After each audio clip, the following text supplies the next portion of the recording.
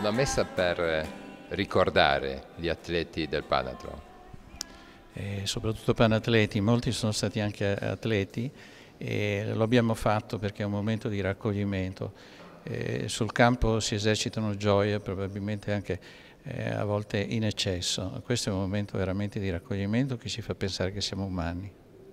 Abbiamo tanti amici che abbiamo ricordato questa sera.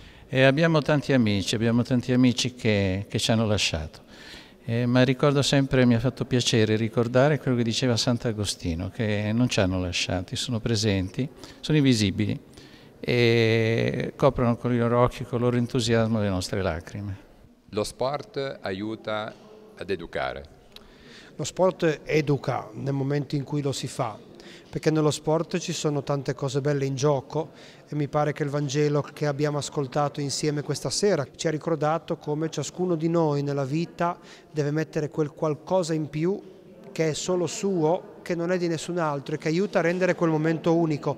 Così anche nello sport possiamo essere bravi a praticare uno sport, ma quel qualcosa che metto io l'altro non può metterlo ed è un qualcosa di unico. E poi il Vangelo ci ricordava dell'importanza del sentirsi nel bisogno, dell'educare alla mancanza. Ecco, lo sport educa alla mancanza perché una partita persa, un fallimento, un'espulsione anche a volte ingiusta, uno sbaglio che uno può fare, è una mancanza con la quale soprattutto i giovani devono fare i conti. Ecco, se lo sport educa a vivere, a superare e a riconoscere per nome le proprie mancanze, direi che lo sport ha già fatto un grande lavoro educativo di cui c'è un grande bisogno oggi.